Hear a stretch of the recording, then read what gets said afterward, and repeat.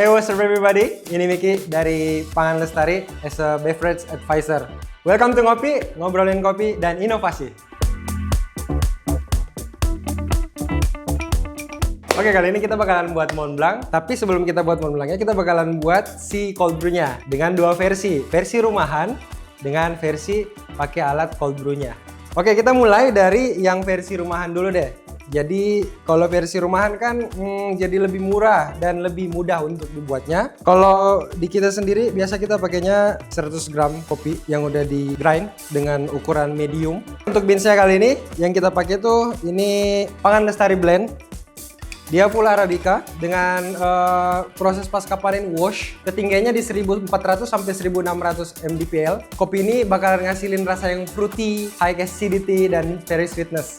Ini kita udah timbang 100 grams in. Kita tinggal tuangin air aja. Teman-teman nih bisa punya dua opsi. Mau pakai air suhu ruang, suhu ambien, atau mau pakai suhu dingin. Itu preference teman-teman masing-masing. Nah, kalau di Pangan Lestari, kita biasa pakainya rasionya 1:7,5. Jadi kita tuang airnya 750. Oke, setelah kita tuang airnya, ini udah 750. Kita diemin dia selama ya kurang lebih. Kalau untuk saya sendiri di Pangan Lestari sering pakai 20 sampai 24 jam untuk ngasilin yang maksimal. Tapi kalau teman-teman udah buru-buru banget pengen nyobain Pangan Blend ini, 10 jam udah cukup kok. Tapi yang membedakan adalah intensitasnya. Jadi kalau misalnya cuma 10 jam, ya dia akan lebih, mouthfeel-nya akan lebih tipis, rasanya nggak maksimal. Tapi kalau 20 jam sampai 24 jam, rasa yang keluar dari kopi kita yang kita seduh itu lebih maksimal. Oke, kita diamin aja ini selama 20 jam di dalam chiller.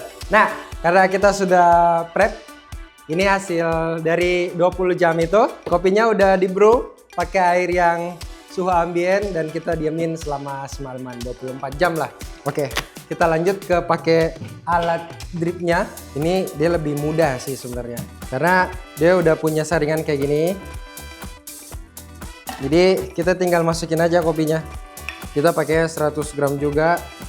Tapi kalau di sini untuk alat dripnya kita itu dia maksimalnya biar immerse semua, biar kopinya semua terendam dan terekstraksi dengan baik. Dia kita harus menggunakan rasio 1:10. Nah, 1:10 itu kita pakainya 1 kopi 10 air. Jadi kopi yang kita pakai 100 gram, airnya 1000 ml. Nah, terus Bang, gunanya apa sih ini? Oh, oke. Nanti cold brew yang tadi kita udah diemin selama 24 jam, nanti kita saring. Jadi teman-teman kalau nggak ada paper filter atau nggak ada V60, kalian bisa pakai saringan yang untuk biasa digunakan untuk saring teh.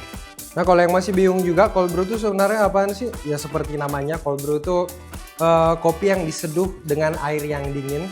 Bahasa gampangnya sih kopi tubruk yang diseduh pakai air biasa, nggak pakai air panas.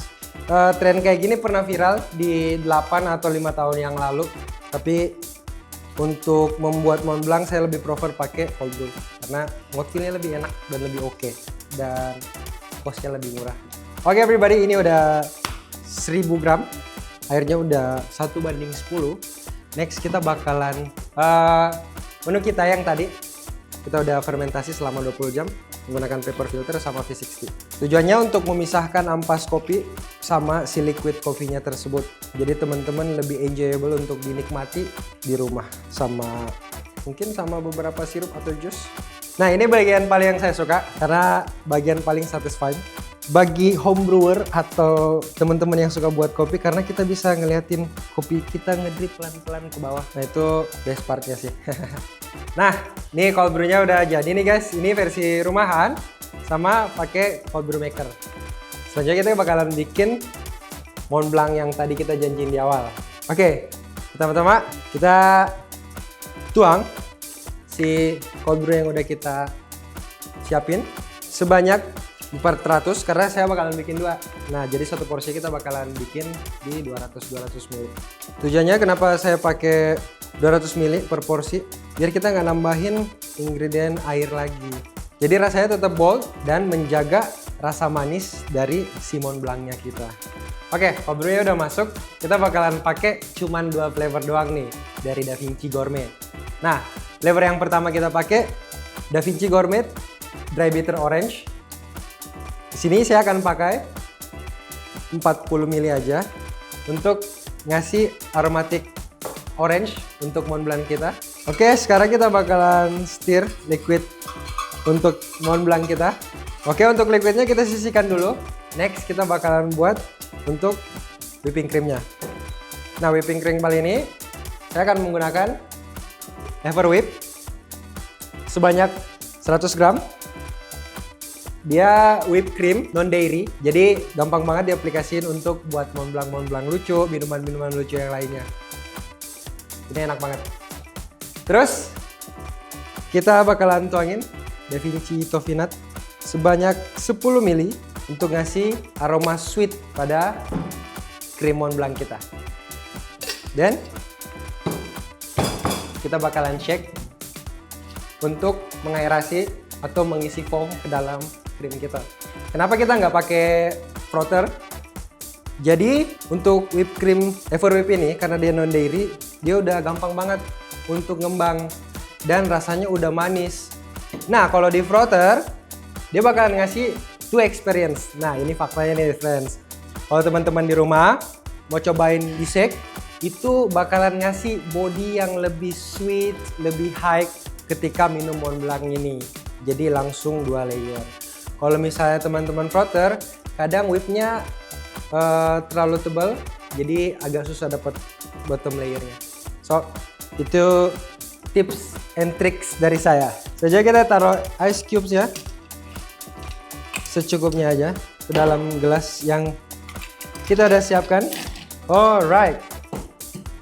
Dan kita tuangin si liquid cold brew dan Rabbit Orange kita tadi ke dalam gelas. Lalu di atasnya kita top up pakai Everwhip yang kita udah prep tadi. Cukup 30 gram aja, sudah memberikan kita rasa yang manis, creamy, dan sangat memanjakan. Tuh teman-teman, tanpa di frother, dia udah bisa mempertahankan whipnya di atas. Nah, catatan itu krimnya harus tetap dingin biar ngasih experience yang sangat menyenangkan di mulut ketika diminum. Last but not least, buat nambahin aroma, kita bakalan tambahin parutan Sunkist di atasnya. Ini dia Mont Blanc ala saya, Nicky, as a beverage advisor at Pangan Lestari. Enjoy!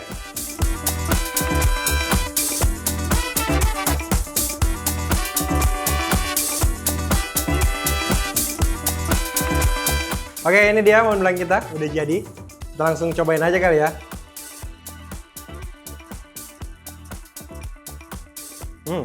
Rasanya sangat fruity, tapi tetap creamy. Pairingan yang sangat bagus dari Da Vinci dan Everwhip. Oke teman-teman, sampai situ dulu konten kita kali ini. Jadi teman-teman jangan lupa di remake di rumah juga ya. Don't forget to like, comment, subscribe our channel at Pangan Lestari, and see you on the next content. Ciao!